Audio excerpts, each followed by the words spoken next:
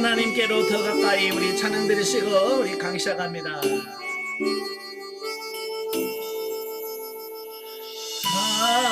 하나님께로 더 가까이 갑니다. 고통 가운데 계신 주님,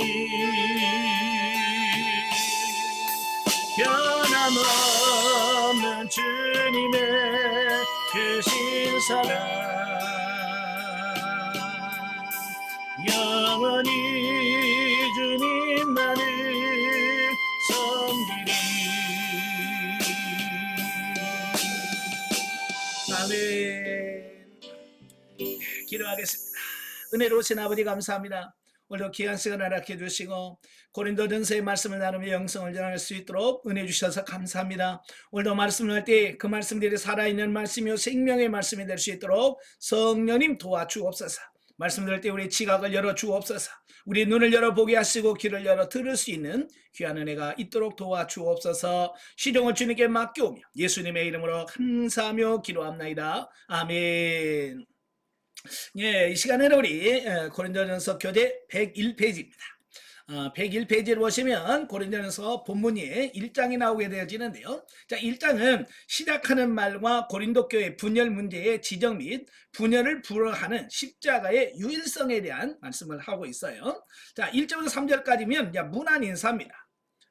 본서의 서두를 장식하고 있는 본문은 먼저 본서의 발신자와 수신자를 밝힌 다음에 사도권을 근거해서 축도함으로써 이제 공식적인 문안 인사를 시작하는 겁니다. 이건 그때 당시 일반적으로 편지를 쓸 때 사용했던 편지 양식을 그대로 활용한 것이다 라고 이렇게 볼 수 있죠. 자, 그런데 바울이 문안 인사를 하면서 자신의 사도권이 자신의 공로나 선택에 의하여 얻어진 것이 아니라 전적으로 그리스도의 뜻에 의하여 나왔음을 강조함으로써 이와 전개될 자신의 편지가 당시 고린도 교회의 문제 해결에 권위 있는 근거가 됨을 미리 선언하고 있습니다. 예, 사도 바울은 자기가 사도될 마음이 없었다는 거예요. 근데 하나님이 주권적 은혜로 자기가 사도가 됐다. 이걸 말씀해 주고 있습니다. 이건 하나님의 절대 주권에 속한 거죠. 예, 그러면서 자기가 지금 고린도 교회에다 편지를 보내는데 그 편지를 보내는 권위가 어디 있느냐? 사도권에 있다는, 하나님이 나를 사도로 세웠고 사도로서 너희에게 편지를 보낸다라고 하는 이 말씀을 하는 겁니다. 자, 이렇게 자신의 사도권을 밝히는 이유는 자신이 지금 보낸 서신이 신적 권위와 영감성을 확립하려는 동시에 궁극적으로 초대 고린도 교회와 같은 상황에 처한 오고는 세대의 모든 교회들의 문제 해결에도 본 서신서가 사도적 권위를 가지는 객관적 기준이 될 수 있음을 강력하게 보여준다라고 하는 겁니다. 예, 그러니까 본문에서 자기의 사도권을 주장한다는 이야기는 자기의 어떤 신분을 높이려고 하는 것이 아니고 자기가 본인이 전한 이 메시지가 하나님께서 주신 것이다 라고 하는 어떤 증명할 수 있는 부분이 이 사도권에 있다라고 하는 거예요. 또 오늘 오고는 모든 세대도 마찬가지예요. 사도 바울이 기록해서 그래야 우리가 아멘 그러지. 예? 그냥 개인적으로 쓴 편지다 그러면 권위가 없어지잖아요. 그래서 말씀이 전한 권위를 부여하기 위해서 자기 자신의 사도권을 강조하고 있는 겁니다. 자, 4절부터 9절까지 보면 바울의 감사예요. 인사말을 끝낸 바울은 바로 본격적인 내용 전개에 앞서서 감사의 인사를 하고 있다라고 하는 겁니다. 사실 바울은 문제가 많은 교회예요. 그래서 어찌 보면 감사할 수 있는 조건이 없어요. 그죠? 감사할 수 있는 조건이 아니라 어찌보면 지금 혼내야 되는, 책망을 해야 되는 그런 입장이란 말이에요. 근데 바울은 책망을 하기 전에 먼저 뭐하냐? 그 고린도 교회를 향한 감사를 먼저 하고 있더라는 거예요. 다시 말하면 칭찬을 먼저 하는 거죠. 자, 여러분은 한번 보세요. 칭찬을 자주 해요? 책망을 자주 합니까? 사람의 성향에 따라서 많이 달라지죠. 근데 사람이 잘못한 사람을 잘못을 지적해주고 그걸 고치려고 하면 먼저 그 사람의 잘못을 지적해주면 반발이 심해서 안 들을 수가 있거든요. 그래서 그 책망하기에 앞서서 먼저 칭찬을 해주는, 자, 이런 부분이 필요하다라는 거예요. 그러니까 선 칭찬 후 책망. 아시겠죠? 먼저 칭찬을 해주고 그 다음에 책망을 하는 어떤 이런 방법을 쓰더라는 거예요. 예, 그래서 바울도 그 고린도 교회 지금 자기 사도권도 부정하지, 막 여러 가지 분파로 나뉘었지, 문제가 심각해. 그럼에도 불구하고요, 바울은 그 안에서 감사거리를 찾아내더라는 겁니다. 자, 여러분도 마찬가지예요. 어떤 미운 사람이 있어요. 근데 감사를 해야 되잖아요. 근데 아무리 미운 사람도 잘 보면 감사거리가 있대. 저도 예전에 이제 들은 간증에서 그런 내용이 나와요. 교회에서 목사님이 감사를 많이 해라, 그러더니. 근데 자기 남편이 어떤 사람이냐면 맨날 술 먹고 난리치는 사람이거든요. 네. 그러니 남편에 대해서 감사할 게 없어요. 그래서 곰곰이 또 목사님 설교 감사하라고 그랬으니까 남편을 보면서 뭘 감사할까, 그러다 보니까 생각나는 게 있더니, 그래도 남편이 살아있으니까 내가 과부 소리는 안 듣는구나. 그래서 하나님, 남편이 살아있어서 내가 과부 소리는 안 듣네요. 감사합니다. 그리고 감사했대. 그러고 나니까 이 남편이 아무리 술을 많이 먹어도 꼭 집에는 들어오더라는 거예요. 그래서 그렇게 술을 많이 먹어도 꼭 집에 꼭 들어오게 된 거, 이거 참 감사합니다. 그랬대. 그러니까 아무리 미운 사람도 감사거리를 찾으면 있더라는 거예요.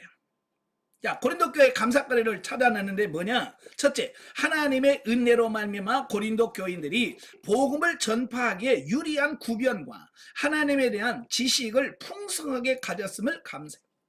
그러니까 그들은 아직 신앙을 성장하고 성숙하지는 못했지만 그들은 구변은 뭐예요? 말을 잘하는 재주가 있더라는 거예요. 고린도 교회 성들이 말을 잘하더라는 거예요. 그러니까 전도하기 위해서 뭐예요? 굉장히 중요한 부분이 뭐예요? 말을 잘하는 거. 예? 그 다음에 뭐예요? 예? 하나님에 대한 지식. 예? 지식이 풍성하더라는 거예요. 그래서 먼저 너희들이 말 잘하는 거하고, 예? 너희들이 하나님에 대한 지식이 풍성한 걸 감사해. 그 다음에 두 번째로 뭐예요? 그리스도의 증거가 고린도 교인들 사이에 견고하게 된 사실을 먼저 또 감사합니다. 그 다음에 세 번째로 고린도 교회가 하나님께 많은 은사를 받았음에 감사하고, 네 번째로 고린도 교인들이 재림신앙을 소유했음을 감사하고 7절, 또 다섯 번째, 고린도 교인들이 비록 지금은 영적으로 불안정한 상태나 하나님께서 그들을 마지막 때에 책망할 것이 없는 자로 세우실 것을 미리 감사하는 거예요. 그러니까 이렇게 좋은 시각으로 바라보면 감사할 게 있고 칭찬할 게 많더라는 겁니다. 그래서 여러분도 사람들을 보거나 뭘 볼 때 이렇게 긍정적으로 바라볼 수 있는 눈을 달라고 기도하셔야 돼요.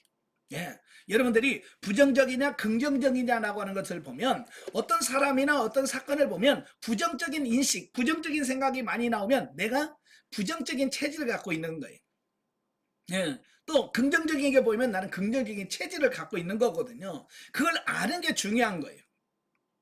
저는 상당히 부정적인 체질이거든요. 이런 사람들 딱 보면 잘하는 게 안 보여. 잘못한 게 잘 보여. 제 체질이 그러니까. 그러니까 저는 그걸 아니까 이제 그걸 바꿀 수 있어요. 예. 내 체질을 아니까. 여러분도 마찬가지. 여러분이 내가 어떤 체질을 갖고 있는지를 알면 거기에 대해서 얼마든지 여러분 자체를 바꿀 수 있고 변화시킬 수 있다는 거예요. 예. 여러분 자신을 잘 알기를 바래요. 즉 바울은 고린도 교회가 비록 지금 내부적 분열과 부패의 모습으로 가득하지만 그리스도의 능력으로 미래에는 책망할 것이 없는 상태로 변화될 것임을 영적 통찰력으로 바라보는 것이다 라고 하는 겁니다. 이게 정말 영성 목회자로서 정말 중요한 부분이에요. 저도요, 이렇게 영성훈련 하다 보면 저 인간 진짜 변화돼, 뭐 이런 생각을 할 때도 있거든요. 왜? 너무 안 변하니까. 그런데 제가 영성훈련 하면서 처음에는 제가 실망을 많이 했어요. 왜? 아니 이걸 하면 바뀔 텐데 변화되지 않은 사람들이 있더라고 말이에요. 그래서 제가 하나님 앞에 하나님 왜 이렇게 안 변합니까? 하고 하나님께 항변하면서 좀 불평하니까 하나님께서 뭐라고 말씀하냐면 다 시간이 가야 된다는 거예요. 예, 네가 인내해라. 그래서 영성 목회는 뭐냐? 네가 오래 참고 오래 인내하고 오래 기다려야 된다는 겁니다. 그만큼 사람이 변화된다는 게 쉽지 않더라는 거예요.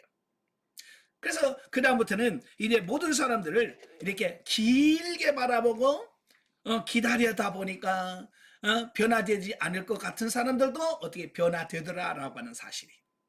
여러분도 너무 쉽게 변하지 않는다고 불평하지 마시고요. 원망하지 마시고 좀 기다려보세요.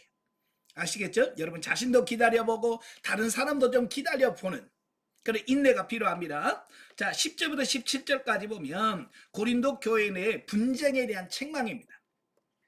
자, 오늘 본문에 보면 고린도 교회 긍정적인 면을 들어서 하나님께 감사했던 바울은 본문에서 곧바로 이제 본론으로 들어갑니다. 사실 이때는 이 고린도전서를 기록할 때는 그 바울은 에베소라고 하는 교회에서 목회를 하고 있을 때예요. 에베소에서 목회를 하고 있는데 그 글로에의 집 사람들로부터 고린도 교회의 소식을 듣게 되는 겁니다. 그래서 고린도 교회가 지금 상황이 이렇습니다 라고 하는 그 말을 듣고 나서 고린도 교회가 여러 가지 문제가 있다는 사실을 깨달아.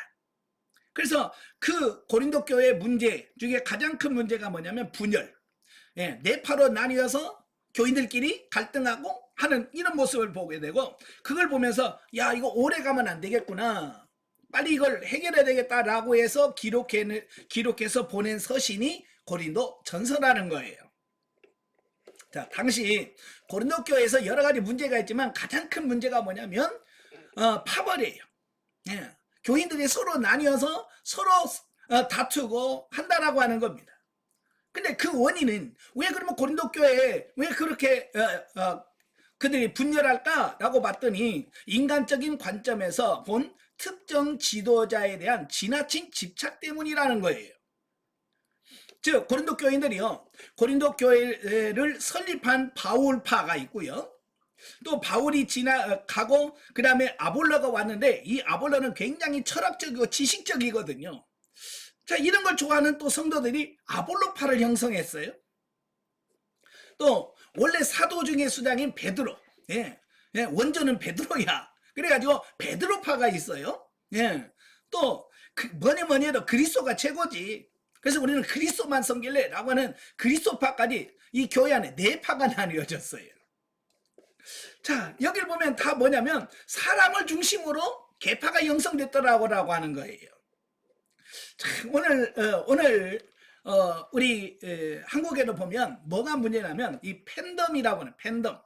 이 팬덤이라는 게 뭐냐면 내가 누구를 좋아할 수 있어요. 그죠? 가수 중에 난 누가 좋더라 할 수 있고요. 교회 안에서도 부교육자들이 여럿이 많으면 나는 어떤 목사님이 좋더라 뭐 이렇게 할 수는 있어요. 그죠? 근데 이게 팬덤이라는 게 뭐냐면 그게 지나쳐서 그 도를 넘어서 아예 그 사람에게 집착하는 것을 말합니다. 그래서 내가 좋아하는 사람 뭐라고 하면 싸워. 그냥 내가 좋아하는 사람 아니면 다 적이야. 자, 지금도 그렇잖아요. 여당 야당 나뉘어서 어때요? 정치라고 하는 것은 뭐예요? 서로 다른 사람들이 만나서 의견을 대놓고 어때요? 조합해가고 하나 되도록 만드는 게 정치거든요. 근데 지금 우리나라 정치가 돼야 안 돼요? 안 되죠. 교회에서도 마찬가지예요. 내 마음에 안 들면 끝이야. 내 편 아니면 적이야. 이런 어떤 이원론적인 어떤 이런 사고를 갖고 살아가는 게 이 고린도 교회 문제란 말이에요. 그래서 나는 오직 바울이야. 바울 외에는 안 해는 인정 안 해. 이렇게 된 거예요. 그래서 서로 다투게 되는 거예요. 여러분도 교회에서 제발 그렇게 하지 마세요. 내가 누구 좋아할 수도 있어요. 그죠? 예?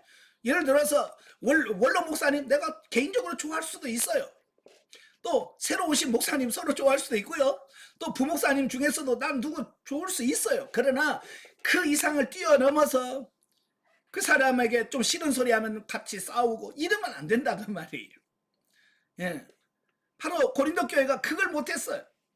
예. 그래서 자기가 지지하는 자들을 중심으로 서로 문제서 자기 팔을 키워가는 세력 확장으로 확장하는 데다가 초점을 맞췄다는 겁니다. 그래서 새신자가 오면 예? 어떻게 해야 돼요? 그들이 거듭나고 중생하고 신앙으로 자라도록 서로 도와야 되는데 우리 파에 와, 우리 파에 와. 예? 그래서 자기 파에다 세례 밥티해가지고 자기 파 교세를 늘리고 이런 데다가 신경 쓰니까 그게 교회겠습니까? 더 이상 교회가 아닌 거예요. 이런 고린도 교회의 분파주의적 경향에 대해서 바울은 고린도 교회에서 자신의 사역을 상기시키면서 그들의 분열의 부당성을 지적하면서 책망한다고 말입니다. 자, 여기서 바울은 우리를 위해 십자가에 못 박히신 분은 오직 그리스도 한 분뿐이시며 세례 또한 그리스도의 권위에 의해서만 베풀어진다는 사실을 주지시키면서 오직 구원의 능력은 그리스도에게만 있음을 강조하고 있습니다. 예. 그리고 복음은 인간의 능력이나 말의 지혜로 전파되는 것이 아님을 말하면서 그리스도의 십자가를 인간적인 지식으로만 이해하려고 하는 고린도 교회의 그릇된 사고를 지적하고 있습니다. 그래서 바울은 인간의 능력이나 지혜를 드러내고자 하는 교만으로부터 분열이 생김을 지적하면서 그리스도 안에서 하나 될 것을 권고하고 있다라고 하는 겁니다. 예. 그래서 교회 분열은 하나님의 뜻이 아니란 말이에요. 아시겠죠? 교회에서 니파 네파에서 서로 분열돼서 다투고 싸우는 것은 하나님이 원하지 않는다라는 겁니다. 하나님이 정말 원하시는 건 뭐냐면 교회가 하나 되는 거예요. 아마 여러분 자녀를 낳아서 길러본 부모들은 같은 마음일 거예요. 부모가 제일 속상한 게 뭐냐면 같은 형제인데 내가 낳는 자식들끼리 서로 싸울 때, 그죠? 자식들끼리 서로 싸울 때 부모의 마음이 제일 아프거든요. 어찌 보면 우리는 다 누구냐면 하나님의 자녀예요. 다 형제 자매거든요. 근데 이 같은 아버지를 모시고 사는 이 자녀들이 서로 네가 오르냐 내가 오르냐 싸울 때 하나님의 마음이 얼마나 아프시겠냐 그 말이에요. 그래서 교회는 하나 돼야 된다. 아시겠죠? 예. 그 다음에 18절부터 25절까지 보면 십자가의 도의 이중성에 대한 설명을 해요. 자, 보면은 하나님의 지혜인 십자가의 도의 이중성에 대해서 설명을 해줍니다. 세상 지혜의 어리석음을 지적하고 있는데요. 즉 바울은 십자가의 도가 하나님을 믿지 않는 불신자들에게는 그들의 결여된 영적 분별력으로 인하여 미련한 것으로 취급되는 반면에 그리스도의 구속사역을 믿는 신자들에게는 십자가의 도가 구원하는 하나님의 능력이 됨을 말함으로써 십자가의 도는 그것을 대하는 자의 태도에 따라서 그 성격을 달리하는 이중적 성격을 갖고 있다라고 하는 거예요. 그죠? 똑같은 십자가인데 그걸 불신으로 바라보면 이건 미련한 거예요. 그러나 믿음의 신앙적인 도로 보면 이건 구원하시는 하나님의 능력이 되는 거예요. 그러니까 똑같은 십자가인데 누가 어떻게 보느냐에 따라서 미련한 것이 될 수 있고 구원의 능력이 될 수도 있다라고 하는 겁니다. 예, 여러분 어때요? 십자가는 미련하게 보입니까? 아니잖아요. 우리를 구원하신 그 십자가는 우리의 능력이 되어진 구원의 능력이 된다라고 하는 사실이에요. 그러면 왜 십자가가 도가 불신자에게는 왜 미련하게 보일 수밖에 없을까라는 거예요. 자, 그 이유를 유대인과 헬라인의 두 민족의 특성과 관련시켜서 설명해 주고 있습니다.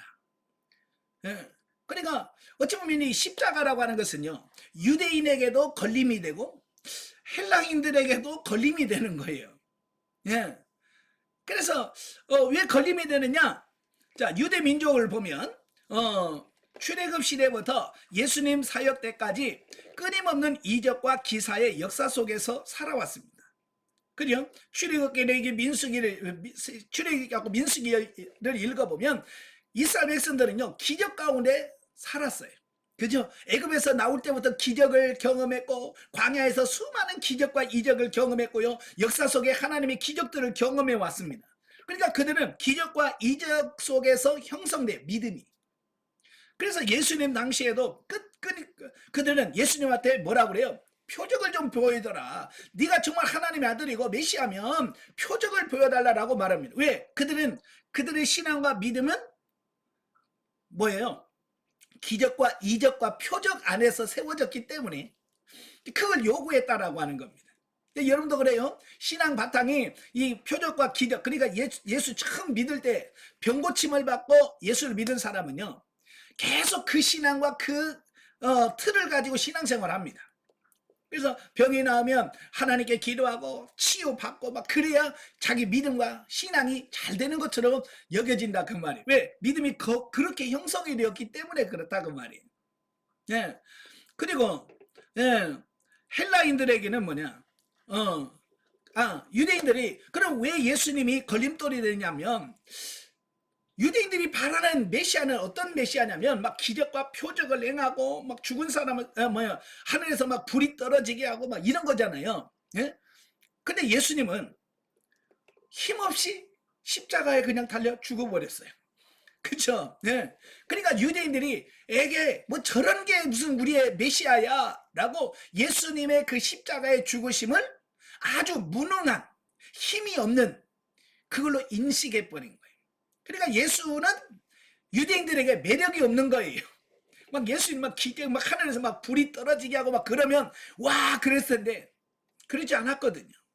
또 헬라인들은 뭐냐면 철학적 지혜 속에서 모든 만물의 근원을 캐고 인생의 해결책을 찾으려고 했고요. 이성적 논리로 설명할 수 없는 것을 배격했다. 그러니까 논리적으로 이해가 안 되면 안 믿어. 이 헬라 사고방식이 그런 거예요. 이성적이어서 머리로 이해가 되고 깨달아지면 그런다 라고 하는데 안 깨달아지면 이해가 안 되면 그건 안 믿어 라고 하는 거예요. 그러니까 바울이 아덴에 가서도 복음을 전하니까 처음에는 신기하니까 잘 들었어요. 근데 바울이 예수님의 부활 얘기하니까 너무 어렵다. 다음에 들을게 그러고 가버려요.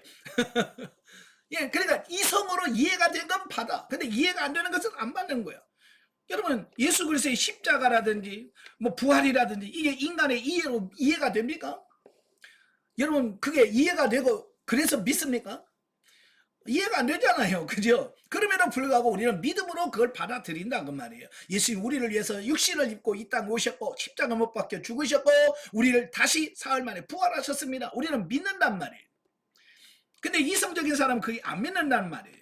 그러니까 어찌 보면 이거 예수님은 유대인들도 믿을 수 없는 헬라인의 사고도 못 믿을 수 없는 어떤 게 그런 거다라고 하는 거예요. 그게 십자가의 도의 이중성이다라고 하는 겁니다. 자, 그러나 26절에서 31절에 보면 참된 자랑인 예수.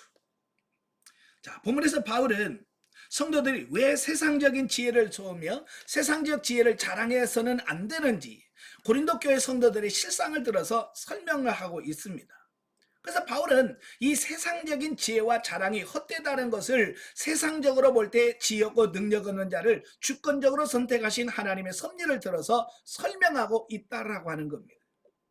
자, 이게 뭐냐면 하나님이 우리를 선택하실 때 하나님이 우리에게 조건을 걸 때에 야 너희 중에 재산이 100억 있는 사람은 내가 구원해 줄게. 자, 여러분 중에 구원받을 사람이 있어요 없어요? 100억은 그냥 10억 아니 1억도 없는데 무슨 100억입니까? 그죠? 또 여러분들에게 하버드대 졸업장이 있어야 내가 구원시켜 줄게. 여러분 졸업장이 있어요 없어요? 아니 우리나라 4년제 대학교 졸업장도 없는데 서울 S대에서 졸업장도 없는데 우리는 탈락. 만약에 하나님이 우리가 할 수 없는 조건들을 건다면 우리는 아무도 구원받을 수가 없어. 근데 하나님은요 이 구원에 대해서 전혀 조건을 걸지 않았어요. 딱 한 가지예요. 나를 믿으며 예수 그리스도를 믿으면 구원해 줄게. 그래서 이 구원에는 학위가 필요 없어요. 그죠? 학위 필요 없어. 또 뭐 물질도 필요 없어요. 오직 예수 그리스도만 믿으면 구원을 받게 된다라고 하는 거예요. 그리고 교회 안에서도 보면 하나님께서 뭐예요? 똑똑한 사람 안 불러요. 저도 가끔 기도하다가 하나님 나 같은 걸 이렇게 무식하고 이런 사람 불러가지고 하나님도 골치 아프시죠? 제가 가끔 그럴 때가 있거든요. 하나님 좀 똑똑하고 막 그런 사람 선택해서 목회를 하면 하나님도 쉬울 텐데 나같이 우둔하고 미련하고 이런 사람 선택해가지고 목사라고 세워가지고 또 영성훈련 시키려고 하니까 하나님이 얼마나 힘들겠어요. 근데 하나님이 하시는 방법이 그거라는 거예요. 지혜롭고 똑똑한 사람들을 부르는 게 아니라 미련한 자를 불러서 그들을 부끄럽게 하신다는 거예요. 돈 없는 가난한 자를 들어서 부자와 권력자들을 부끄럽게 하신다는 거예요. 그게 하나님의 역사 진행 방식이다라고 하는 사실입니다. 예. 그래서 하나님은 연약한 자, 약한 자, 가난한 자, 내세울 것 없는 사람을 선택하셔서 하나님의 일꾼으로 세우시더라라고 하는 사실입니다. 왜요? 그래야 교만하지 않기 때문에 그래요. 우리 사람은요, 뭐 하나 있으면 교만합니다. 돈 조금 있으면 교만하고요. 좀 명예라고 하는 어떤 이런 게 좀만 있어도 교만하고요. 또 공부 잘해갖고 지식이 좀만 있어도 그걸 교만합니다. 그래서 이 진리를, 원리를 깨닫고 보니까 너무 감사한 거예요. 뭐가 감사하냐? 돈 없는 게 너무 감사하고, 머리가 똑똑하지 않은 게 감사하고, 예, 너무 여러 재주가 없는 게 감사하고, 아니, 없는 게 너무 감사한 거예요. 왜? 교만할 게 없잖아, 교만할 게. 뭐라도 있어야 교만할 터인데, 교만할 게 없으니 얼마나 감사합니까? 그래서 여러분도 없는 거, 약한 거, 그거 감사하세요. 그것으로 인하여 여러분이 영적으로 새로워진다는 것을 기억하시면 좋겠습니다. 네. 따라서 본문의 논지는 결국 구원과는 아무런 상관도 없고 오히려 교만하여 멸망의 길로 나가게 하는 세상적인 것을 내세우고 자랑하며 분쟁하는 것처럼 어리석은 일이 없더라는 겁니다. 그래서 성도들은 오로지 구원의 능력이 되는 십자가의 도만을 내세우고 자랑해야 된다. 이 바울이 말하는 게 이거예요. 우리가 자랑한 건 다른 거 없다. 오직 예수 그리스도만 우리의 자랑거리다라고 말씀하고 있는 겁니다. 또 구원의 능력이 되는 십자가의 도야말로 성도들이 자랑해야 할 참 지혜다. 이걸 말씀해주고 있는 겁니다. 자, 영적이게 보죠. 자, 교회란 가시적인 건물을 의미하는 것이 아니라 거듭나고 성령의 은사를 충만히 받고 진리의 말씀을 따라서 장성하여 영적 가나안에 들어가는 성숙한 단계에 있는 자들을 성도라고 말하고 있습니다. 자, 예수님 안에 있으므로 우리는 영적인 심오한 진리를 깨닫고 은사가 충만하여 예수 재림의 때를 기다리며 참된 그리스도의 증인이 되도록 날마다 견고해진다. 하나님께서 그리스도의 날까지 우리가 온전히 거룩해지도록 견인하신다. 그래요. 하나님께서 지금 여러분들을 이끌어 가시고요, 역사해 가십니다. 성령으로 인하여 영혼이 터득한 하나님의 진리는 세상의 진리 지식에 비교할 수 없다. 사도 바울은 가말리엘의 문화생으로 고등학문을 익힌 사람이었지만 성령으로 영적인 진리, 하나님을 아는 진리를 알고 자기의 모든 지식과 명예를 배설물로 여기는 자로 변화되어졌다라고 하는 겁니다. 아멘. 예, 이 원리를 아셔야 돼요. 바울은요, 자기가 그렇게 옳다고 여겼던, 그 좋다고 생각했던 지식이나 모든 것들이 예수님을 딱 알고 보니까 이건 의미가 없다는 걸 깨닫는 거예요. 그래서 바울은 그 모든 것을 다 배설물로 여겼다라고 말씀해주고 있습니다. 오늘 여러분도 이 가치관들이 바뀌어지시길 바랍니다. 아시겠죠? 예.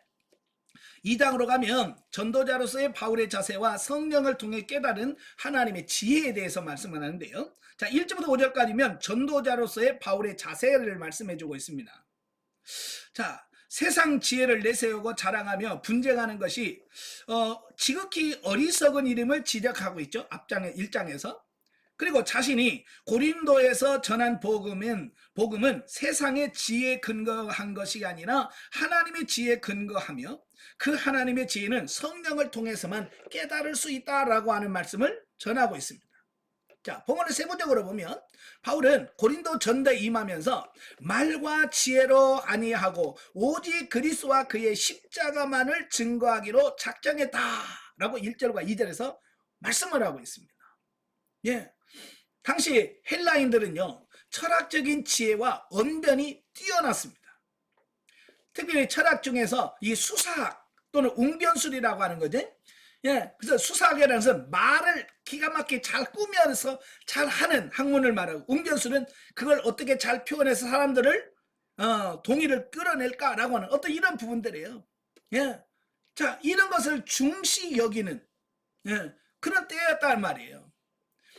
예, 그런데 바울은 그것보다도 그는 다른 사람이 듣기 좋아하는 말을 통해서 사람들을 전도한 게 아니라 오직 나는 이제 십자가의 도만 전하겠다라고 말씀하고 있는 거예요. 왜? 바울 역시 그러한 헬라인들을 결코 뒤집지 않았지만 바울은 그러한 지혜와 지식을 버리고 온전히 그리스도의 십자가만을 증거하기로 작정했습니다. 자, 왜 그럴까? 두 가지인데요. 첫째는 뭐냐? 그리스도를 아는 지식이 가장 고상하더라. 네? 뭐 철학이고 뭐고 다 해봤지만 이 그리스도 아는 지식이야말로 진짜 참 지식이다. 이걸 깨달았다는 거고요. 또 하나는 뭐냐면 아덴에서의 실패의 경험이 크게 작용했습니다. 자, 사도 바울이 2차 전도여행을 하면서 빌립보 전도하고 데살로니가 가서 전도하고 또 베레아로 갔다가 베레아에서 아덴으로 가요. 이 아덴은 아테네라고 하죠. 이 아테네는 아주 철학적 도시예요. 철학과 교육의 도시예요. 예. 그러니까 거기 아테네에 있는 사람들은 다 똑똑한 사람들이에요. 그러니까 사도 바울이 그들에게 가서 전도하면서 십자가를 전하는 게 아니라 먼저 철학적으로 그들은 이성적으로 접근을 합니다. 왜? 그들이 똑똑하거든요. 자, 바울이 그렇게 한 결과 어떻게 됩니까? 유일하게 바울이 전도 여행을 하다가 교회를 세우지 못하고 다른 데로 옮겨간 곳이 아덴이에요. 어찌 보면 바울이 지금까지 1차, 2차, 3차를 하면서 지금까지 교회를 세우지 못하고 떠날 수밖에 없었던 것이 어디냐? 아덴밖에 없었어요. 그러니까 바울은 그 실패가 얼마나 자기에게 큰 충격으로 왔겠어요. 그렇잖아요? 얼마나 큰 충격으로 왔겠어요. 그래서 그가 고민 많이 했겠죠. 내가 왜 그들에게 교회를 세우지 못했을까라고 했을 때, 그들에게 내가 복음의 능력 십자가로 전하지 아니하고 사람의 지혜로 접근했구나. 그래서 그런 건 의미가 없구나. 영혼을 구원하는데 세상 지혜나 이 말로 되는 게 아니구나. 이걸 바울이 깨달은 거예요. 그래서 오직 성령의 능력으로만이 가능하다. 이걸 그가 깨닫고 나서 이제 그들은 나는 이제 말로나 지혜로 나 전도하지 않겠다. 나는 오직 성령의 능력으로 하나님의 복음을 전하겠다라고 하는 이런 부분을 보게 됩니다. 그래서 바울은 아덴에서의 실패가 결국 바울의 삶을 바꾸는 새롭게 하는 놀라운 계기가 됐다라고 하는 겁니다. 그러니까 저와 여러분도 가끔 실패할 수 있잖아요. 그죠? 물론 사람들의 성향마다 좀 다르겠지만 실패하고도 그냥 끄떡없는 사람이 있고 한번 실패하면 그냥 쫙 밑에까지 떨어지는 사람도 있고 그래요. 사람의 성격이 있는데 실패했다고 너무 두려워할 필요 없어요. 바울처럼 배우면 돼요. 실패하면서 왜 실패했을까 고민하면서 그걸 다시 되새김질하면서 이런 부분이었구나라고 깨달으면 그 실패가 어찌 보면 내 인생에 큰 힘이 되어지는 이런 경우도 있습니다. 그래서 실패를 두려워하지 마시고요. 열심히 달려가시기 바랍니다. 자, 6절부터 9절까지 보면 비밀한 하나님의 지혜에 대해서 말씀해요. 바울은 본문에서 자신이 지금까지 전한 복음이 비밀한 하나님의 지혜임을 말하고 있는데 이 지혜는 제한적이고 단편적인 인간의 지혜와는 비교할 수 없는 것으로서 영적으로 성숙한 자들에게 나타나시는 하나님의 지혜임을 밝힌다라고 하는 겁니다. 그래서 이 하나님께서 주신 지혜는 세상적인 지혜로 알 수 없다는 거예요. 그러니까 세상에서 박사학위를 받았다고 해서 영적인 진리를 깨닫는 건 아니라는 말이에요. 참 예전에 보면 저도 이제 어렸을 때 시골에서 그 연세 드셔서 신앙생활 하신 분들을 보면 그분들은 진짜 난 놓고 기억자도 모르시는 분들이에요. 성경책은 들고 다니지만 성경책을 못 읽으시는 분들이에요. 그런데도요, 그분들은요, 기도하면서 지혜가 얼마나 대단한지, 이 성경적인 영적으로 깨달은 부분들이 대단한 걸 봐요. 그러니까 이걸 보면 이건 세상적인 지혜로 영적인 것을 깨닫는 게 아니라는 것을 알게 돼요. 그러나 뭐 박사학위 받았다고 해도 성경적인 진리를 모르는 사람들이 얼마나 많은지 몰라요. 그러니까 오직 영적으로 성숙한 자만이 하나님의 영적인 부분을 이해하고 깨달을 수 있다라고 하는 부분을 보게 되는 겁니다. 또한 지혜는 하나님께서 창세전부터 미리 정하시고 감추어 두신 것으로 죄악된 인류를 구원하시기 위하여 그리스도를 대속물로 내어주신 하나님의 구원 섭리임을 말한다. 그러니까 비밀이 뭐냐? 비밀은 바로 범죄하고 타락한 인류를 구원하시려고 준비하시는 예수 그리스도가 바로 비밀이라는 거예요. 예. 그래서 하나님께서는 그 비밀을 지키시기 위해서 예수님을 이 땅에 오게 하셨고 십자가를 지게 하셨고 그 우리를 구원하셨다라고 하는 사실인 거죠. 그래서 아무리 세상에서 똑똑하고 뭐 한다 할지라도 이 하나님의 구원 진리 예수 그리스도만 이 구원의 진리를 깨닫지 못하면 그는 미련한 거예요. 아시겠죠? 진짜 똑똑한 것은 하나님의 구원 섭리 예수 그리스도를 알고 믿는 것이 가장 지혜롭다라고 하는 것을 기억하시길 바랍니다. 그래서 여러분 박사학위 없다고 여러분 너무 기죽을 필요 없어요. 여러분은 가장 똑똑한 사람이고요. 가장 지혜로운 분이에요. 왜? 예수 그리스도를 우리는 알거든요.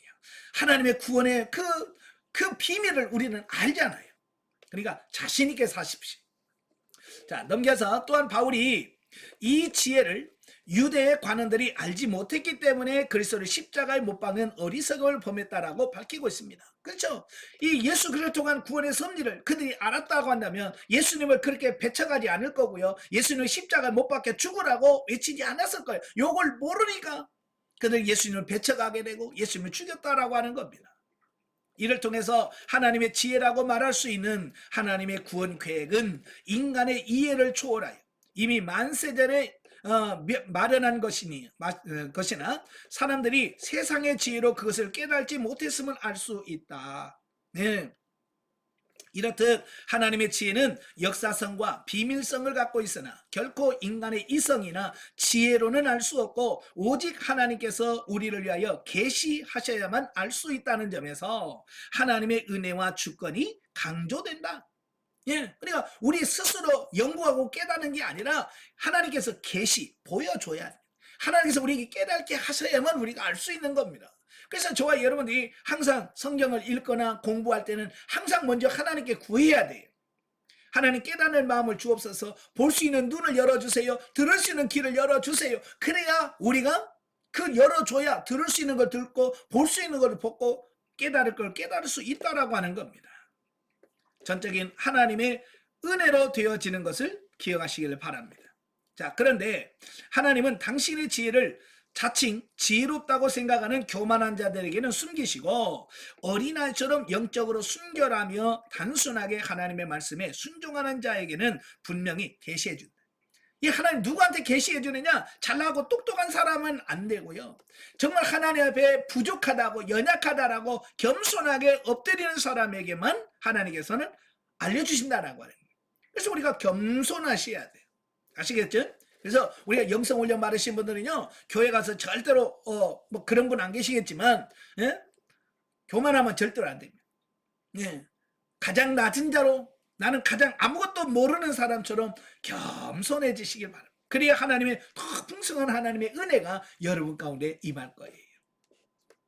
자, 10절부터 16절까지 보면 성령을 통해 깨닫게 되시는 하나님의 지혜. 본문에서 바울은 하나님의 지혜를 깨닫는 최선의 방법으로 성령의 개입을 강조하고 있습니다. 즉 성령을 통해서만이 하나님의 그 깊은 경륜을 통찰할 수 있다라고 말씀하고 있습니다. 자, 인간의 영만이 인간의 속사정을 아는 것처럼 하나님의 영만이 성령만이 하나님의 속사정을 알 수 있고요. 성령을 통해서만이 인간이 하나님의 깊은 구속의 경륜을 알 수 있다라고 하는 겁니다. 자, 이렇듯 하나님의 지혜에 미치지 못하는 인간이 온전히 하나님을 알고 계신 성령에 의지하여 하나님의 뜻을 알게 되는 것을 소위 성령의 조명이라고 말한다는 거예요. 예, 그래서 우리는 알 수가 없어. 그래서 성령께서 우리에게 조명해 주신다면 조명. 이 조명이라고 하는 게 뭐냐면 제가 어렸을 때 저희 시골에서는요 전기가 안 들어왔어요. 예. 호롱불 켜고 제가 중학교 1학년 때 전기가 들어왔거든요. 그래서 이 어두운 곳을 가려면 등불, 호롱불 안에다 가지고 등불을 켜든지 제일 좋은 게 뭐냐 후레쉬였어요. 후레쉬. 기억자로 이렇게 된 후레쉬. 그 어렸어요. 그거 갖고 다니는 게 소망이었어요. 얼마나 그게 좋은지. 그죠? 예, 후레쉬를 탁 켜 가면 어두운 밤에도 불을 비치면 어때요? 불이 비춰진 데는 뭐가 있는지 보이잖아요. 사방은 다 깜깜하잖아요. 사방은 다 깜깜해서 아무것도 안 보이지만 후레쉬 불빛이 착 간 그것만 알아죠. 거기에 뭐가 있구나, 웅덩이가 있구나, 뭐가 있구나, 이걸 보고서 그걸 피해서 갈 수 있게 된 그게 조명이에요, 조명. 그러니까 우리가 진짜 칠흑처럼 어두운 곳, 이 세상을 살아갈 때 성령께서 쫙 비춰주는 그것만 우리가 깨달을 수 있다. 그걸 알 수 있는 거예요. 아시겠죠? 그래서 성령의 조명이 많으면 어때요?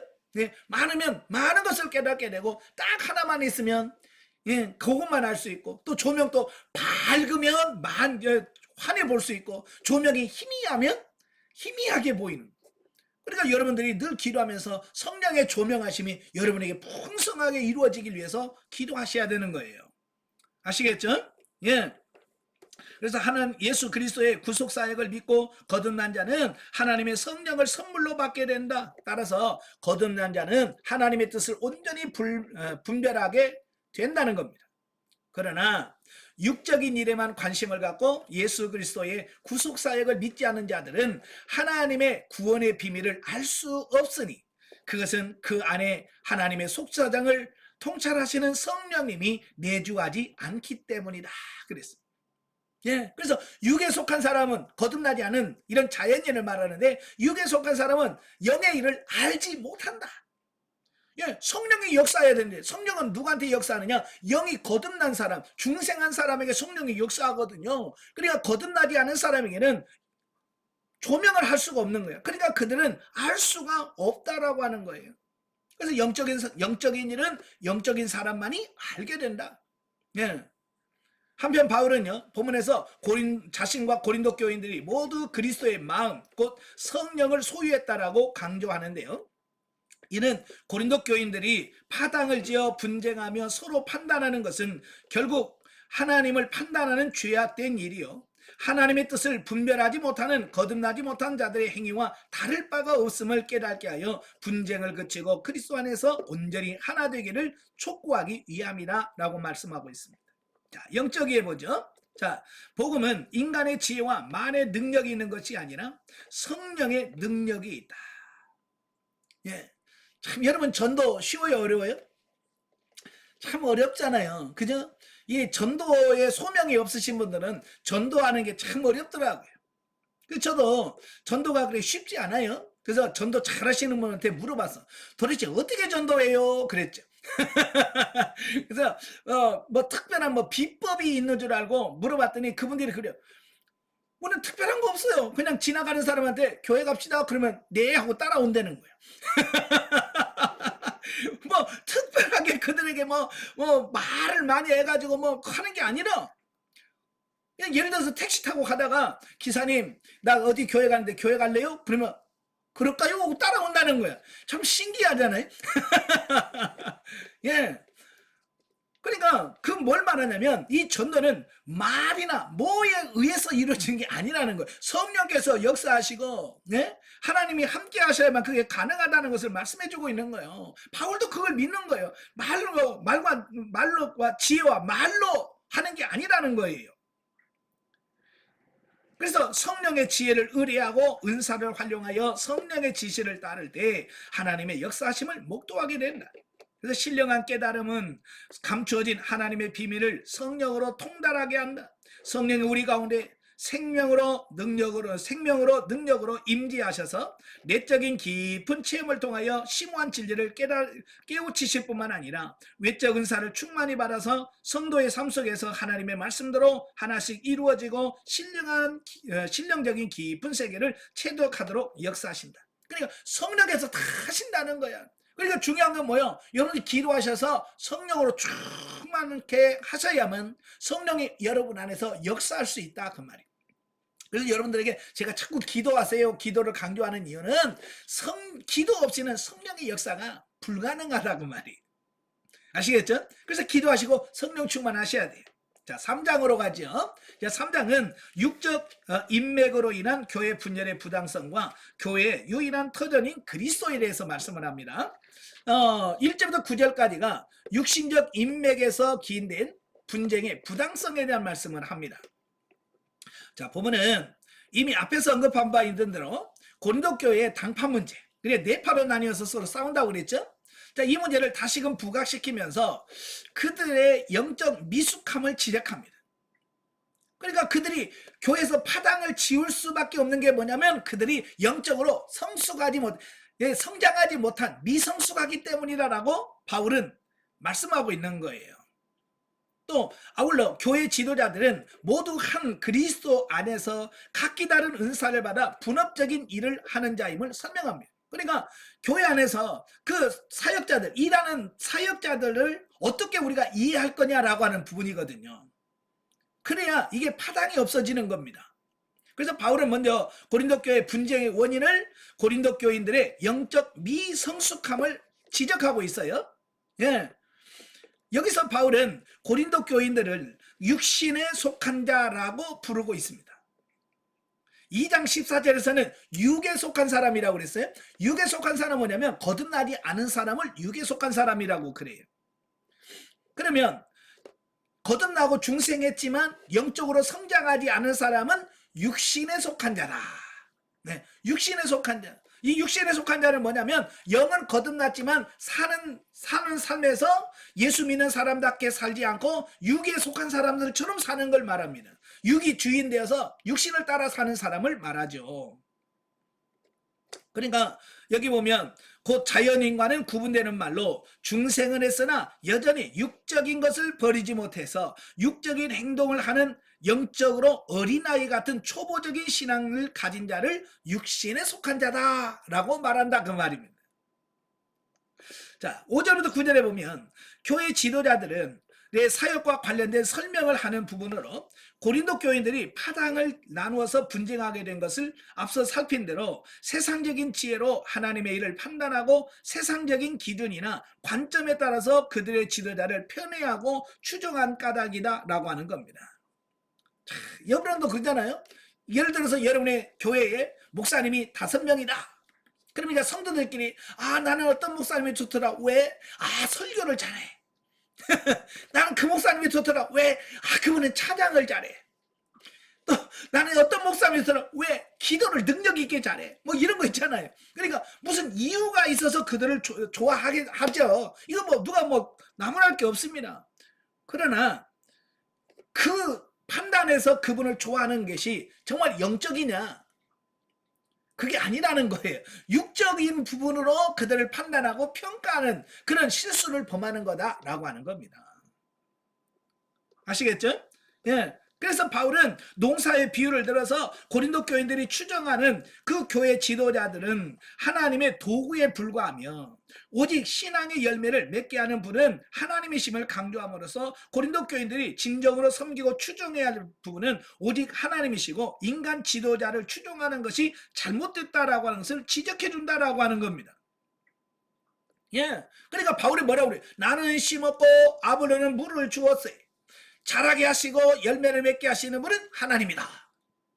자, 여러분 이 교회 안에 여러 직분자들, 목회자들이 있다 할지라도 그분의 역할이 각기 다른 거예요. 담임 목사님은 담임 목사님 역할이 있고 부목사는 부목사의 역할이 있고 교육전사는 교육전사의 역할이 있는 겁니다. 우리는 그걸 역할로 인정을 해야 되는데 우리는 그걸 어찌 보면 목회자를 하나님의 사역자로 보는 게 아니라 뭐랄까요? 너무 존중하고 너무 사랑하는 나머지 너무 떠받드는 이런 경향이 있더라는 거예요. 바로 거기서부터 문제가 발생하게 되는 이런 부분을 보게 됩니다. 여러분 목사님 좋아하세요. 그러나 하나님 이상 사랑하지 마세요. 목회자는 그냥 하나님의 일하는 수종 드는 자일 뿐이에요. 근데 가끔 보면 너무 존경해가지고 마치 신인 것처럼 하나님처럼 섬기는 사람들이 있더라는 겁니다. 그 이단이나 교주들이 하는 거예요. 가끔 보면 너무 안타까운 게 뭐냐면 이 성도들이 너무 목회자에게 매여가지고 뭐 표현이 그렇겠습니다만은 목회자의 노예라고 할까요? 예. 그래서 목회자에게 꽉 매여가지고 시키는 대로만 하고 하는 이런 부분들이 많이 보이거든요. 그건 옳지 않습니다. 아시겠죠? 우리가 믿고 따를 분은 오직 하나님밖에 없어요. 우리의 숭배 대상이나 우리가 교회 머리는 누구냐? 예수 그리스도이지. 절대 목회자가 교회 머리는 될 수 없다라고 하는 거예요. 그렇다고 해서 목회자를 존중하지 말라는 말이 아닙니다.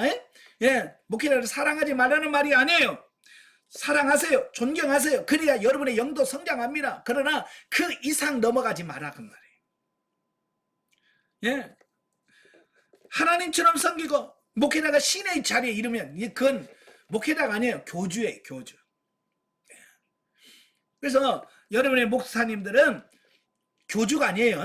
예, 그냥 목사님일 뿐이에요. 교주 만들지 마라 그 말이에요. 그래 너무 사랑해가지고 목사님을 막 해가지고 스스로 성도들이 교주를 만들어버리는 이런 경향이 많이 있어요. 저도 안양에서 목회하니까 처음에 이제 다른 교회에서 신앙생활 하시다가 우리 교회로 오신 권사님이 오셨는데, 권사님 오시자마자 갑자기 뭐라고 말씀하냐? 목사님은 밥그릇, 우리가 똑같은 밥그릇에 드시면 안 됩니다. 목사님 밥그릇이 따로 있어야 됩니다. 그래서 막 그걸 따로 사야 된다는 거야. 나는 그냥 평소에 같이 먹고 같이 하는데 그러면 안 된다는 거야. 목사님은 따로 밥그릇이 있어야 되고 국그릇 따로 있어야 하고 따로 해서 목사님 따로 드셔야지 왜 그렇게 같이 드냐는 거예요. 어이 참. 그래서 나는 그런 거 원치 않는데 그건 성경적이지도 않다. 근데 그런 게 아니라는 거야. 다른 교회 다 그렇게 한다는 거야. 그래서 다른 교회는 어쩐지 모르지만 우리 교회는 그런 거 안 합니다. 예. 자, 그런 거예요. 그러니까 목사가 스스로 내 밥그릇 따로 사서 나를 이렇게 신처럼 떠받들어, 그게 아니라 그냥 성도들이 그냥 떠받들어 버리는 거예요. 그러니까 거기서 중심을 못 잡으면 어느 사이에 자기 자신이 신의 자리, 하나님의 자리에 올라가 버리는 그런 실수를 범하게 되더라라고 하는 겁니다. 그러니까 여러분도 목회자를 존중하고 사랑하시되 어느 정도를 넘어가지 마세요. 아시겠죠? 예. 자, 111페이지 보시면 한편 당시 고린도 교회는 4개의 파당이 있었음에도 불구하고 바울파와 아볼로파만을 언급하고 있는 이유는 아마 이 두 당파가 가장 대표적이고 가장 교회 안에서 대립이 심한 양상을 띄었기 때문이다라고 볼 수 있습니다. 그 다음에 10절부터 15절까지 보면 교회의 유일한 터전이 되신 그리스도. 본문에서는 건축자의 비유를 통해서 그리스도만이 교회의 유일한 터전, 이 기초라는 말이에요. 교회의 터전은 예수 그리스도 위에 세워져야 교회다. 그 말이에요. 그 터 위에 하나님의 교회를 세워가는 교회의 지도자의 올바른 자세를 지시하고 있습니다. 자, 바울은 먼저 그리스도를 교회의 기초로, 그리스도가 교회의 기초입니다. 그래서 그리스도 위에 세워야 교회입니다. 그 기초가 그리스도가 아니면 안 돼요. 석가모니 위에다가 교회 안 됩니다. 마호메트 위에 교회 안 됩니다. 왜? 기초가 예수 그리스도 아니면 그 기초가 될 수가 없어요. 또 바울 자신을 뭐라고 표현하냐면 자기 자신은 그 터를 닦아서 기초 공사하는 사람으로 자기를 비유합니다. 그래서 자기는 고린도에 가서 터를 닦고 기초를 놓아서 교회를 세우도록 터를 닦고 자기는 그 사명 다 했다는 거예요. 그러면 그 다음 사람이 와서 뭐요? 그 터 위에다가 건물을 세운다. 또 세우는 자로 묘사를 하고 있어요. 그래서 그리스도가 교회의 유일한 기초라는 것을 성경의 기본 사상이며 그리스도 외에 교회의 다른 터란 생각할 수도 없으며 그리스도 외에 다른 터 위에 세워진 교회는 이미 교회가 아니다. 그죠? 교회 예수 그리스도 외에 뭐 이만이라든지 박태선이라든지 뭐 문선명이라든지 이런 인간들을 위해는 교회 터가 될 수가 없고요. 그 사람들 터 위에 세워진 것은 교회가 아니에요. 분명하게 우리가 말씀을 하고 있어요. 왜냐하면 하나님께서는 예수 그리스도 외에 구원을 얻을 만한 다른 이름을 우리에게 주신 일이 없다는 거예요. 이미 사도행전 4장 12절에 말씀했잖아요. 그리스도 외에 구원자의 이름을 주신 적이 없어요. 예? 이만희도 절대 구원 못합니다. 안상건도 못해요. 예? 아무도 그 누구도 예수 그리스도 이름 외에는 구원받을 만한 이름이 없습니다. 또한 교회는 하나님께서 예수 그리스도의 피로 값주고 사신 것이다. 예, 교회는 예수 그리스도의 피값을 주고 사신 거고요. 주는 그리스도시여 살아계신 하나님의 아들입니다 라고 하는 신앙 고백에 근거하여 세워진 신앙 공동체이기 때문에 그렇다라고 하는 겁니다. 그래서 바울은 지혜로운 건축자가 되어 바로 이 기초 위에 지혜로운 건축자와 같이 현명한 판단력과 긴 안목 그리고 좋은 기술로 가는 곳마다 교회를 세웠던 것이다 라고 하는 겁니다. 어찌 보면 바울은 교회 개척의 전문가라고 할 수 있어요. 예. 그래서 바울은 자기 여러 교회를 세우고 어때요? 기초공사만 딱 해놓고 어때요? 떠나잖아요. 그러면 거기서 다른 지도자가 가서 그 교회를 세워가잖아요. 예. 자기 사명을 다 하면 돼요. 우리 목사님도 마찬가지예요. 목사님들 보면 그 개척을 잘 하시는 목사님이 있고, 예, 또 개척은 못하지만 누가 세워놓으면 가서 거기서 잘 가르쳐가지고 교회를 이렇게 잘 세워놓은 분이 계셔요. 그러니까 어찌 보면 자기 사명을 가지고 가서 열심히 하면 좋아요. 예, 그러니까 개척을 잘 하시는 목사님은 어때요? 개척해놓고 또 누구한테 넘기고 다시 가서 개척하고 그러면 되는데, 사람들이 힘들어서 개척하면 거기서 뭐라고 그래요? 예? 누리려고 한단 말이에요. 그죠? 내가 개척했으니까 이제 여기서 나도 좀 편하게 목회 좀 하고 좀 이렇게 살자라고 한다면, 그러니까 꼭 문제가 생기는 거예요. 왜? 자기 사명, 자기 역할이 아니니까. 예. 그리고 자기는 다른 사람이 세워놔서 좀 규모가 있는 교회 가서 목회를 해서 그들 잘 세워가는 그 사명인데, 개척한다고 저기 가서 아무리 있어봐요. 아무도 안 오는 데 가서 뭘 가르치고 뭘 세울 수가 있겠습니까? 아무도 못해. 그래서 자기 사명을 따라서 일하는 것이 굉장히 중요하다라고 하는 거예요. 자, 다음으로 바울은 교회 지도자들은 그러한 행위에 따라 마치 마지막 때 상급과 심판을 받게 될 것을 강조함으로써 교회 지도자들이 건축자로서 어떻게 교회를 세워가야 할지를 경고토록 제시해주고 있다라고 하는 겁니다. 그러니까 이 교회를 세워가는 데 있어서 어떻게 세우느냐가 결국 하나님 앞에서 심판받을 수 있는, 상급을 받기도 할 수 있고 하나님의 심판을 받을 수 있다라고 하는 것을 말씀해주고 있습니다. 그래서 건축자들이 집을 세울 때 어떤 재료를 사용하느냐가 굉장히 중요하다라고 말씀합니다. 그래서 바울은 건축 재료로 금, 은, 보석과 나무, 풀, 집을 제시해주고 있어요. 자, 여기서 전자는 뭐예요? 금, 은, 보석은 이런 것은 견고하고 영속적인 것으로 영원하신 하나님의 지혜를 상징합니다. 예, 이게 하나님에 의하여 세워진 이런 교회를 건물을 말씀하고 있고, 후자 나무, 풀, 집은 뭘 말하냐? 약하고 임시적인 것으로서 세상 지혜와 잘못된 교리들을 상징하는 겁니다. 그러니까 교회를 세울 때 하나님께서 주신 지혜와 능력으로 세우는 교회가 있고, 자기 인간의 지혜와 능력으로 세운 교회가 있더라는 겁니다. 그래서 결국 자기가 어떻게 세우냐에 따라서 하나님 나라에 가서 상급을 받게 된다라고 하는 겁니다. 근데 문제는 뭐냐면, 집을 다 짓는데 뭐가 쉽겠어요? 금은 보석으로 교회를 지려면 얼마나 힘들겠어요. 그죠? 그래서 많은 사람들이 그 힘든 일을 안 해요. 어떻게 보면 쉽게만 하려고 그래. 그러니까 나무, 풀 이런 걸로 쉽게 빠르게, 예, 우리도 빠른 걸 좋아하잖아요. 그죠? 고생 안 하는 걸 좋아하잖아요. 그러니까 너무 쉽게 빠르고 쉽게 교회를 세우려고 한다 그 말이에요. 자, 문제는 하나님께서 우리가 집을 지어서 하나님 앞에 가면 하나님께서 그걸 시험해 가시는데, 어떻게 시험하시냐면 그 집에다가 불 질러 버린대. 불시험을 한다는 거예요. 그래서 우리가 세상적인 지혜로 쉽고 막 편하게 한 것은 어때요? 불 통과됩니까? 안 됩니까? 나무 불 지르면 어떻게 돼요? 다 타서 없어져. 재로 남아. 아무것도 남는 게 없어요.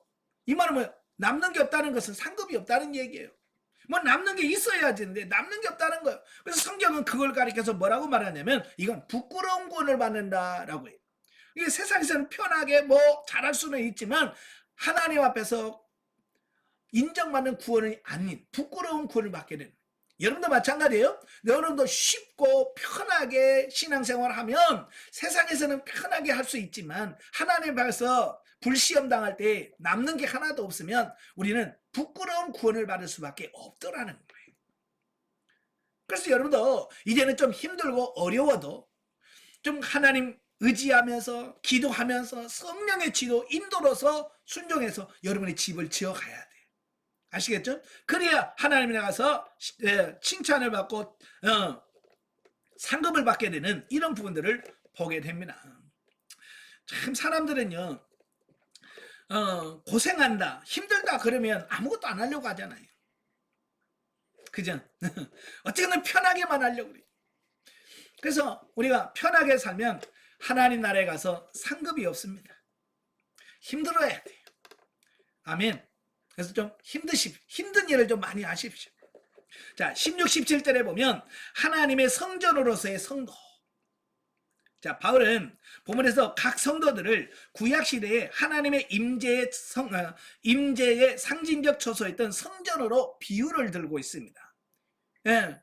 구약에서는 솔로몬 성전, 스룹바벨 성전, 헤롯 성전처럼 눈에 보이는 건물적인 성전을 말하죠. 그러나 신약 시대는 눈에 보이는 성전이 아니라 보이지 않는 우리 자신, 우리의 몸이 하나님이 거하시는 성전이라고 말씀하고 있습니다. 여러분, 성전이 왜 성전입니까? 제가 누차 말씀드렸는데요. 구약에서 출애굽기 때부터 왜 성전이냐? 하나님이 거기 머물러 계시니까 성전인 거예요. 이게 하나님이 계시면 성전이고 하나님이 계시지 않으면 성전이 아닌 거예요. 그러니까 제일 중요한 게 여러분 안에 정말 삼위 하나님을 모시고 사느냐, 하나님이 내 안에 내주하시느냐, 그게 성전의 가장 중요한 부분이다라고 하는 것이에요.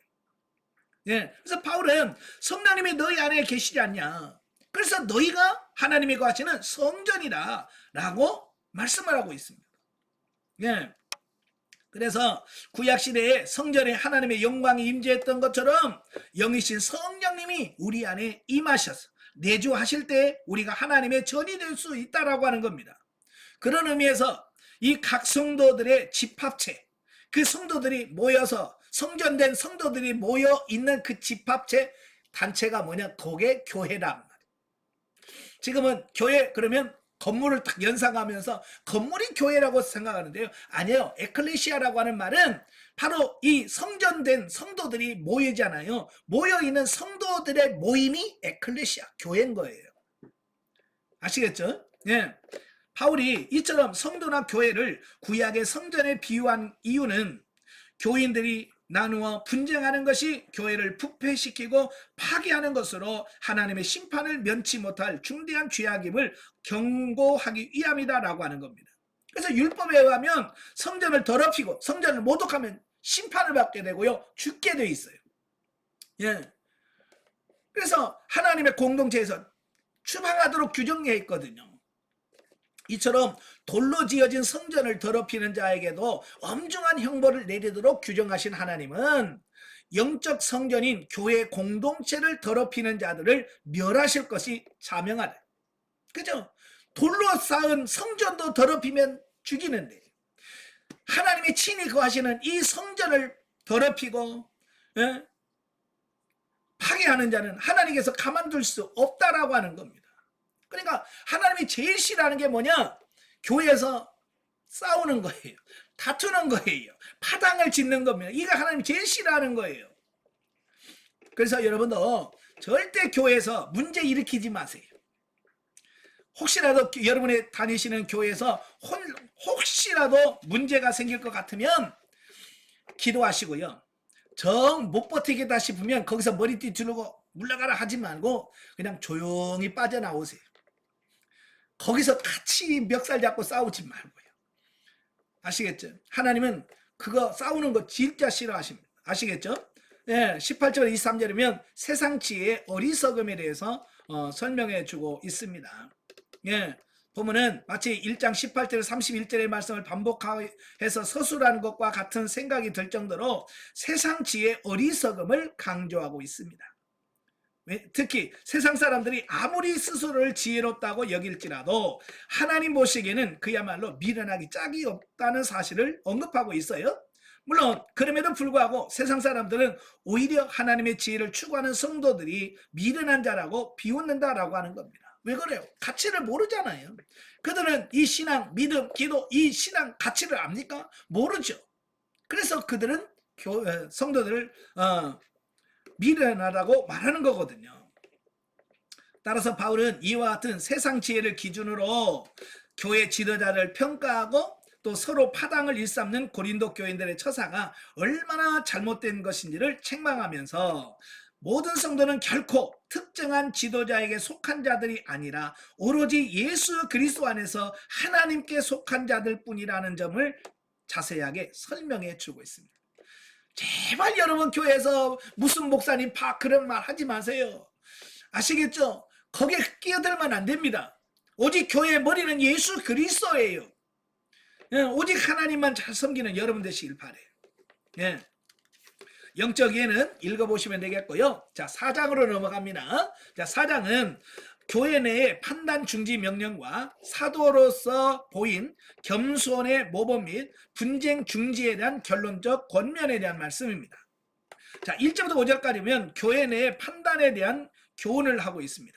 자, 바울은 이 고린도 교회에서 왜 이렇게 네파로 분열되는가, 왜 이렇게 나눠지는가 라고 하는 어떤 그런 부분들을 보면서 원인이 뭔지를 파악한 거예요. 그 원인 파악이 뭐냐면 인간적 판단에 관해서 언급을 하고 있다라고 하는 겁니다. 그러니까 바울파, 아볼로파, 게바파 하는 것은 뭐예요? 바로 교회 지도자들을 하나님의 판단이 아니라 세상적 판단 기준을 가지고 그들을 판단하고 평가했기 때문에 나온 결론이다 라고 하는 겁니다.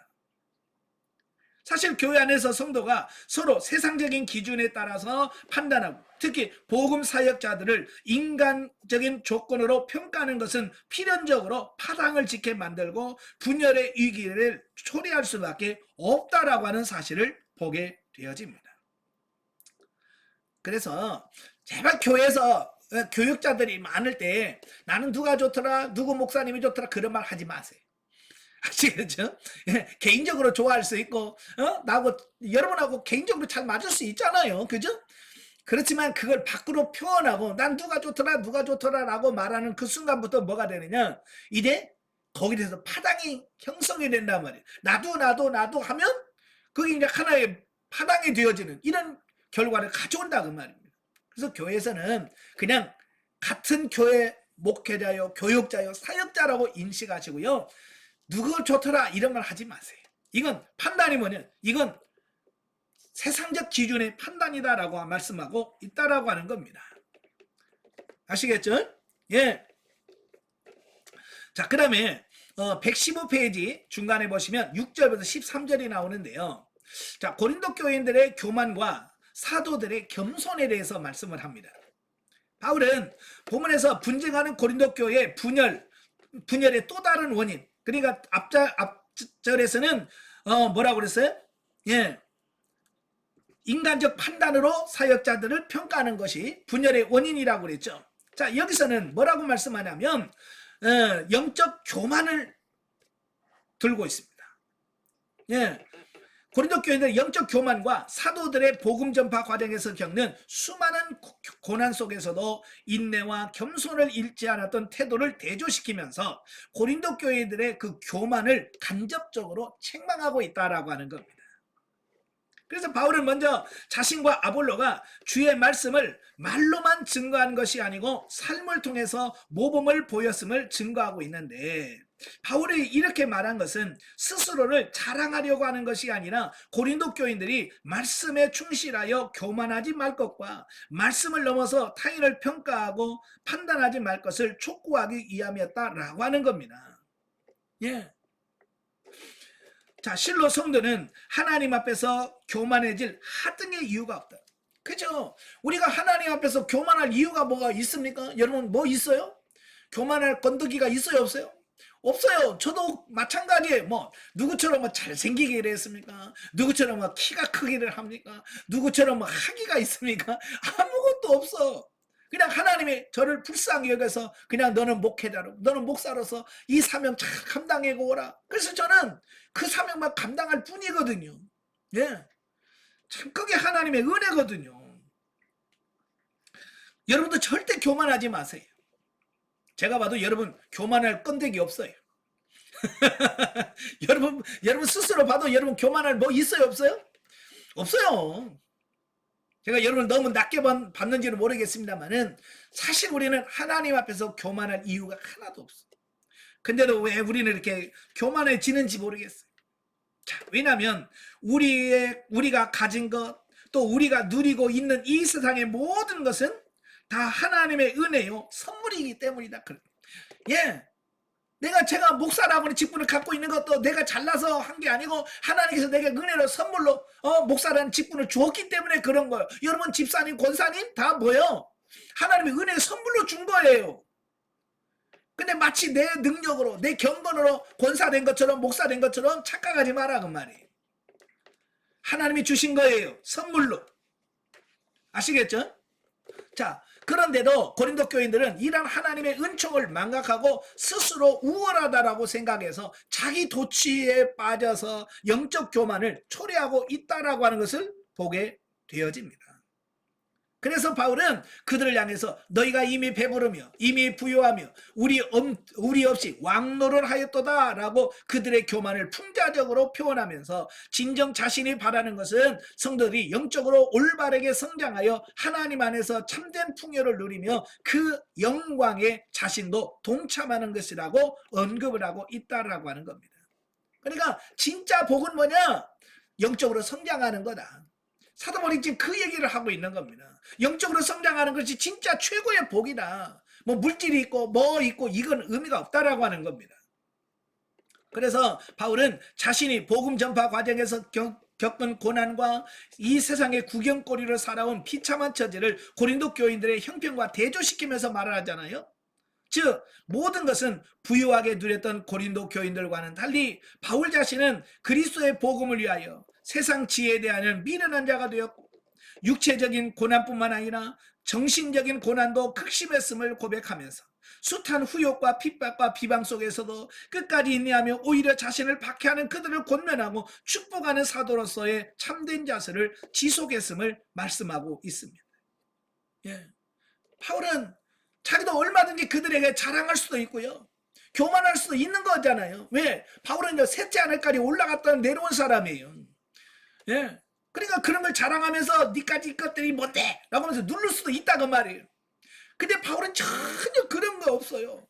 도리어 겸손하게 그 성도들을 섬긴다는 거예요. 예. 바로 이것이 진짜 지도자의 참 자세다. 이걸 말씀해주고 있습니다. 여러분 바울처럼 이렇게 겸손하게 섬기는데 누가 기분 나쁠 사람이 있어요? 그렇잖아요. 여러분도 겸손하게 막 섬기는데 누가 그것 때문에 왜 이렇게 겸손한 거야? 나 성질나게. 그런 사람 있어요, 없어요? 없어요. 예, 교만하니까 성질내는 거지. 예, 바로 바울이 그걸 지적하고 있는 거예요. 그래서 고린도 교인들로 하여금 교만한 마음을 버리고 사도들을 본받아서 겸손해감으로써 분쟁을 그치고 서로 섬기는 자들이 되라고 말씀하셨다는 거예요. 그래서 예수님도 제자들에게 직접 말씀하잖아요. 세상에서는 높은 자리에 앉은 사람이 높고 그렇지만 하나님의 나라는 섬기는 자가 크다. 예, 우리의 가치관을 바꿀 수 있기를 바랍니다. 자, 14절부터 21절까지 보면 분쟁 해결을 위한 바울의 부성애적 권면에 대한 말씀을 해요. 자, 보면은 보문서의 첫 주제인 교회 분열과 관련된 모든 논의를 마무리하면서 교회 분열을 조속히 극복하고 그리스도 안에서 사랑으로 하나 될 것을 권면하고 있습니다. 왜냐하면 이 분열 상태가 오래 가면 갈수록 교회가 힘들어지고 어렵기 때문에 빨리 그걸 마무리해야 된다라고 말씀하고 있습니다. 자, 그래서 보면은 풍자적 표현을 통해서 고린도 교인들의 교만과 분쟁을 엄하게 책망한 바 있는 6절에서 13절과는 달리 이제는 질책을 멈추고 대신 사랑이 넘치는 권면을 통해서 고린도 교인들 하여금 겸손히 사도 바울 자신의 신앙적 모범을 따르도록 이끌고 있다라고 하는 겁니다. 네.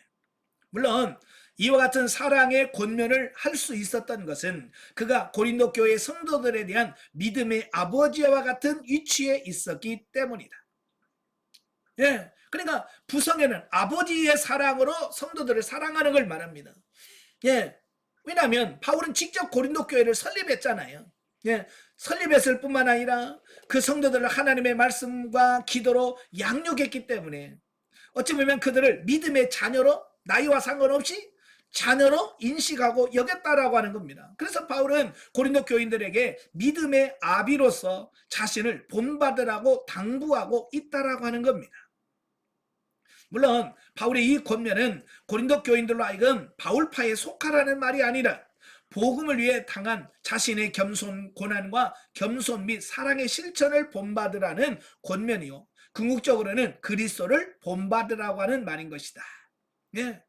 왜냐하면 바울은 뭐라고 했어요? 내가 그리스도를 본받은 것처럼 너희도 나를 본받으라라고 말씀하고 있습니다. 그래서 바울은 그가 사역하는 모든 과정 속에 목표가 있다면 예수님을 닮아가는 거예요.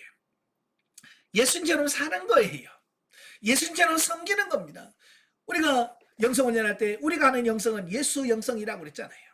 예수 영성, 예수 영성이라는 게 뭐예요? 예, 예수님을 닮아가는 겁니다. 예수님이 말하는 것처럼 나도 말하고, 예수님이 사역하신 것처럼 그렇게 사역하고, 예수님이 사랑하신 것처럼 우리도 그렇게 사랑하고, 예수님이 용서하신 것처럼 우리도 그렇게 용서하고, 예수님이 기도하셨던 것처럼 우리도 그렇게 기도하고. 이게 진짜 영성적 삶이거든요. 그래서 바울이 바로 그걸 얘기하고 있는 거예요. 내가 그리스도를 본받은 것처럼 여러분은 나를 본받으라고 말씀하고 있는 겁니다. 여러분도 예수 그리스도를 바울을 본받고요. 네, 그 너무 멀면, 너무 힘들면 저라도 좀 본받으세요. 뭘 본받으냐? 어떻게든 영적으로 살아보려고 발부둥 치는 그 모습을 좀 본받으시라 그 말이에요. 아시겠죠? 뭐 제가 100% 완벽하다는 말은 절대로 아닙니다. 저도 허물이 많고 아직도 실수가 많아. 그럼에도 불구하고 저는요, 중심적으로 예수 그리스도를 담고 예수처럼 어떻게 살까, 그걸 고민한단 말이에요. 여러분도 같은 고민을 하자 그 말이에요. 아시겠죠? 예. 본문의 후반부인 17절 21절에서 바울은 디모데를 고린도 교회에 파송하여 그들을 올바르고 성숙한 신앙의 길로 인도하도록 하였는데, 여기서도 우리는 바울이 고린도 교회 성도들을 얼마나 사랑하고 관심을 가지고 있었는지를 알 수 있다. 그런데 이날 디모데의 파송은 고린도 교인들로 하여금 자칫 바울 자신이 고린도 교회를 방문하는 것이 두려워서 대신 다른 사람들을 보내고 자신은 편지로만 큰 소리 치는 자라고 오해하게 할 가능성이 있었기 때문에 바울은 하나님의 나라의 일은 말에 있지 아니하고 오직 능력에 있음을 강조하여 혹 있을지도 모를 고린도 교인들의 오해의 소지를 불식시키고 있다라고 하는 겁니다. 자, 여기서 바울이 뭐라고 그래요? 하나님의 나라는 말에 있지 않다. 능력이 있다고 그랬어요. 그 능력이라고 하는 말은 두나미스라고 하는 말인데요. 여기서 말하는 능력은 무슨 능력이냐면 삶의 변화에서 나오는 능력을 말합니다. 여러분, 사람들은요, 누구 말을 듣냐면 도덕적으로나 윤리적으로나 나보다도 나은 사람들의 말은 수긍합니다. 예. 근데 나보다도 못한 사람이 뭐라고 말하면 반발합니다. 이걸 잘 깨달으셔야 돼요. 만약에 여러분이 교회에서 이렇게 합시다 라고 말하면 누가 그걸 그거 아닌데요 라고 말한다는 이야기는 어찌 보면 그들이 나를 뭐 한다는 거예요? 예, 영적으로 나를 하나님의 말씀대로 잘 사는 사람으로 인정하고 있지 않다는 의미가 돼요. 아시겠죠? 그래서 바울은 뭐라고 말했냐면 하나님의 나라는 말에 있지 않다는 거예요. 내가 무슨 말을 하냐가 아니라 내 삶을 통해서 변화된 삶을 보여주는 것만큼 강한 능력이 없다 그 얘기예요. 그러니까 평소에 여러분들이 변화된 삶을 보여줘야 그 사람들이 그걸 능력으로 인식한다 그 말입니다. 여름에 뭐 국회의원들 말하면 누가 수긍합니까 안 합니까? 너나 잘해 그러거든요.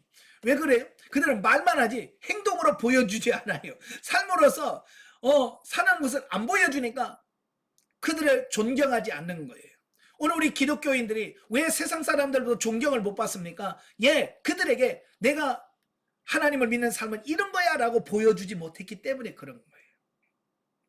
변화되시길 바래요. 그래서 삶 속에서 여러분이 얼마나 내가 예수님을 닮아가는지를 보여주십시오. 그게 곧 능력이 되어집니다. 이 능력을 소유하시는 여러분 되시길 바랍니다. 기도하겠습니다. 은혜로우신 아버지, 고린도 교회에 여러 가지 분쟁과 여러 가지 문제가 있습니다.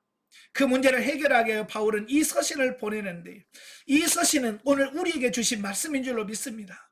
혹시 우리라도 영적으로 성장하지 못함으로 인하여 교회 여러 가지 문제를 야기시키고 있지 않는지 우리 자신을 되돌아보게 하옵소서. 우리가 영적으로 성장 성숙해서 예수 그리스도를 닮아 모든 사람들을 진리의 길로 인도해 가는 그런 영적 지도자가 될 수 있도록 우리를 도와 주시옵소서. 날마다 변화되어지고 새로워지는 우리가 되어지게 하옵소서. 예수님의 이름으로 감사하며 기도합나이다. 아멘. 하나님께 드립니다.